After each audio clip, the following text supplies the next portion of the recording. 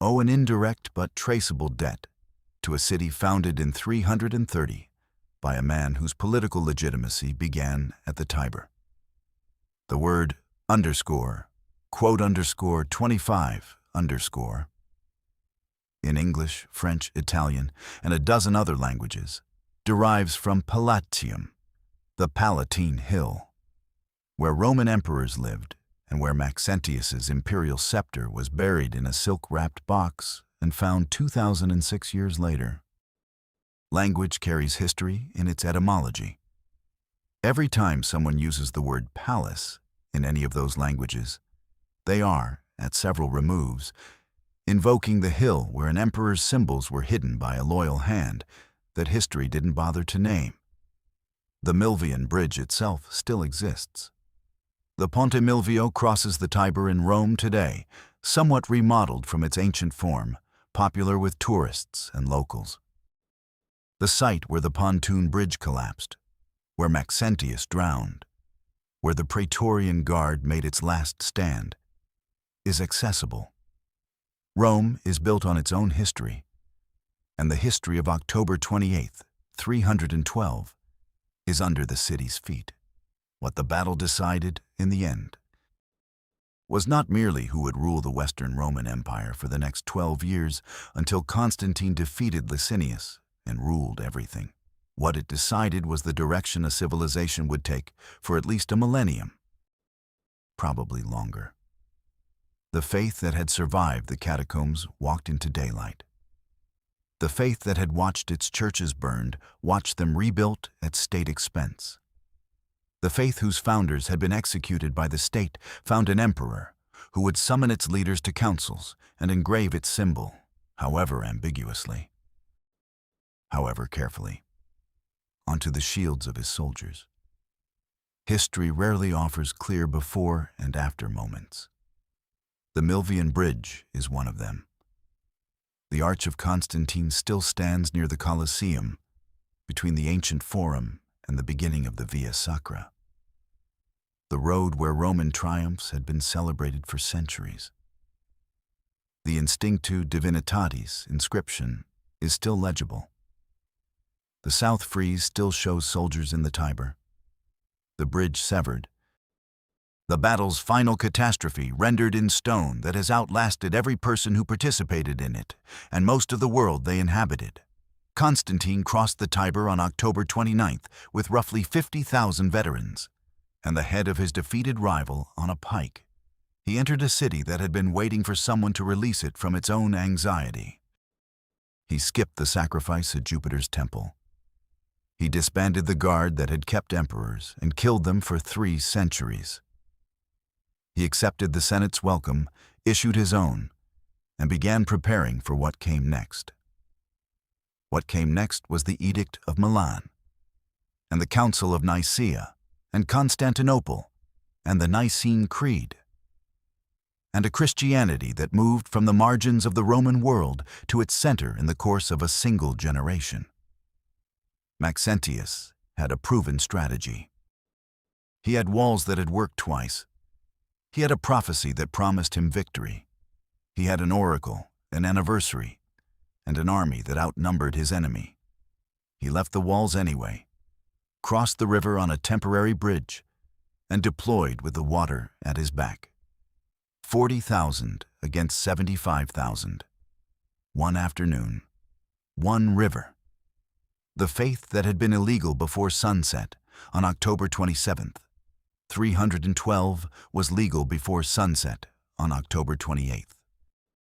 The world that woke up on October 29th was not the world that had gone to sleep 2 days before, even if it hadn't fully understood that yet. The understanding took centuries. The change was immediate. History works that way sometimes. A single point where the line bends. A single afternoon where everything after becomes different from everything before, even if the difference only becomes visible in retrospect. The Milvian Bridge was that afternoon. The Tiber was that river. And from it came a creed, a city, a civilization. and the only imperial scepter from the ancient world that survived long enough to be found.